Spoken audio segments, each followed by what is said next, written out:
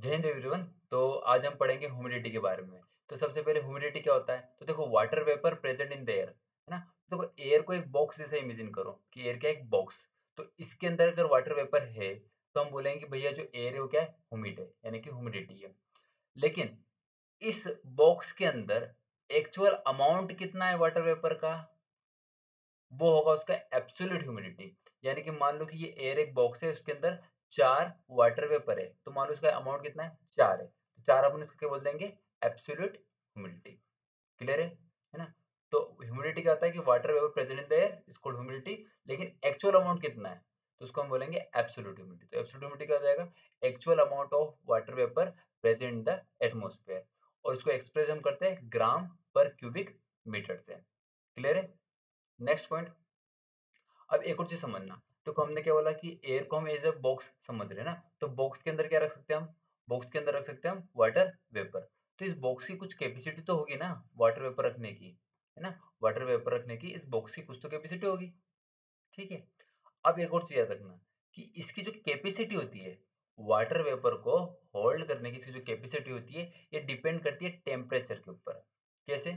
अगर टेम्परेचर ज्यादा होगा तो इसकी कैपेसिटी, वाटर वेपर को होल्ड करने की कैपेसिटी भी क्या होगी? ज्यादा होगी। और यदि टेम्परेचर कम होगा, टेम्परेचर कम होगा तो इसकी वाटर को होल्ड करने की कैपेसिटी भी क्या हो जाएगी? कम हो जाएगी। क्लियर है ना। इसको इस तरह से समझते हैं। देखो, ये मान लो कि हमने ग्राफ जैसा बनाया। ये 27 डिग्री सेल्सियस है, 10 डिग्री सेल्सियस और 5 डिग्री सेल्सियस है ना। टेम्परेचर थोड़ा कम होता जा रहा है ऊपर जाने पे, है ना। तो इसको इमेजिन करो कि एयर है ना। तो एयर की एक ह्यूमिडिटी को होल्ड करने की कैपेसिटी है ना। तो कैपेसिटी है इसकी, मान लो कुछ भी हो सकती है, XYZ कैपेसिटी। लेकिन इसके अंदर वाटर वेपर कितने भी? 4 है। तो ये 4 क्या हो जाएगा? इसका एब्सोल्यूट ह्यूमिडिटी। लेकिन कैपेसिटी तो इसकी ज्यादा हो सकती है ना, अभी और भी वाटर वेपर आ सकते हैं, बॉक्स को देखो लग रहा है ना। नेक्स्ट हमने टेम्परेचर थोड़ा कम करा, है ना। तो टेम्परेचर कम करने से क्या हो गया? इसकी कैपेसिटी भी कम हो गई। ठीक है। लेकिन एब्सोल्यूट ह्यूमिडिटी कितनी है? सेम ही है, 4 ही है। ठीक है। और हमने टेम्परेचर कम करा, 5 डिग्री सेल्सियस टेम्परेचर कर दिया। अब इसकी कैपेसिटी बिल्कुल कम हो गई। इतनी कम हो गई है कि इसके अंदर 4 मॉलिक वाटर वेपर थे और 4 ही रह सकते हैं। यानी कि ये जो बॉक्स है बिल्कुल फुल हो चुका है, क्योंकि टेम्परेचर कम करते इसकी कैपेसिटी भी कम हो गई है और ये वाटर वेपर भी बिल्कुल फुल हो गए। अब इसके अलावा इसके अंदर एक भी वाटर वेपर नहीं आ सकता।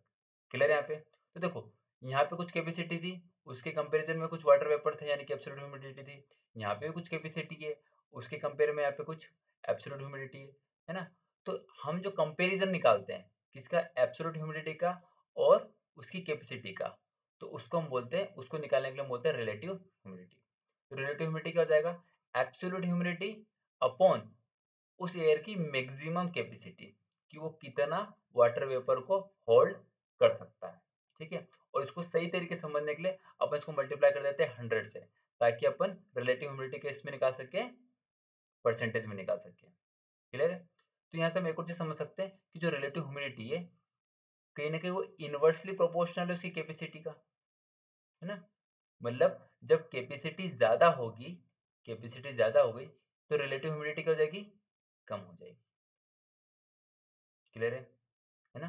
तो जैसे जैसे टेम्परेचर डाउन होता जाएगा वैसे वैसे रिलेटिव ह्यूमिडिटी भी क्या होती जाएगी? बढ़ती जाएगी, क्योंकि टेम्परेचर कम होने पर कैपेसिटी जो है वो भी क्या हो रही है?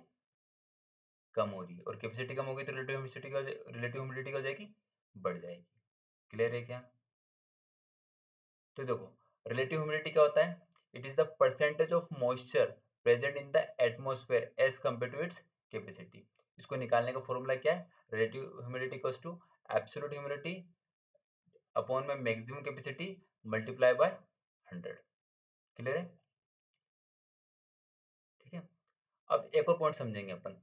देखो, ये जो पॉइंट है, मान लो 5 डिग्री सेल्सियस वाला जो पॉइंट है, यहाँ पर एयर की जो कैपेसिटी है फुल हो गई है। एयर की कैपेसिटी बिल्कुल क्या हो गई है? फुल। यानी कि इसके अंदर अब एक भी वाटर वेपर नहीं आ सकता। तो इस केस में इस एयर को हम बोलेंगे सेचुरेटेड एयर। क्या बोलेंगे इसको हम? Saturated air. तो सेचुरेटेड एयर क्या होती है? ऐसी एयर जो कि बिल्कुल फुल हो चुकी है, फुल कैपेसिटी में, फुल उसके अंदर वाटर वेपर आ चुका है। यानी कि इसके अंदर एक भी एक्स्ट्रा वाटर वेपर नहीं आ सकता। तो ऐसी एयर को हम बोलेंगे सेचुरेटेड एयर। क्लियर है। लेकिन जिस टेम्परेचर पर एयर सेचुरेट हो चुकी है, क्योंकि हमने देखा ना कि टेम्परेचर कम होते होते इसकी कैपेसिटी कम हो रही है, और इतनी कैपेसिटी कम हो गई है कि बिल्कुल ये फुल हो चुका है, यानी कि एब्सोल्यूट ह्यूमिडिटी जितनी थी उतनी इसकी कैपेसिटी हो चुकी है। तो जिस टेम्परेचर पर एयर सेचुरेट हो जाती है उस टेम्परेचर को हम बोलते हैं ड्यू पॉइंट। क्या बोलते हैं उसको अपन? Due point. क्लियर है? फिर डेफिनेशन देके रखिए। सेचुरेशन क्या हो जाएगा? Air containing moisture to its full capacity, है ना, इसको तो saturated air. Next dew point क्या हो जाएगा? The temperature at which saturation occur, है ना, उसको हम बोलेंगे ड्यू पॉइंट।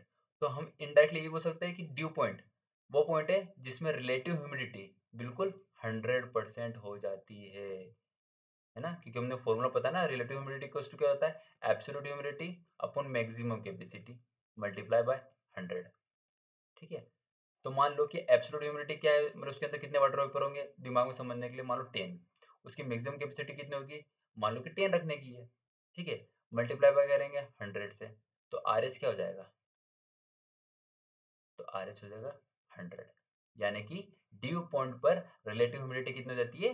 100%, है ना। तो आई होप आपको समझ में आ गया होगा। तो इसको यहीं पे हम समाप्त करते हैं। Thank you.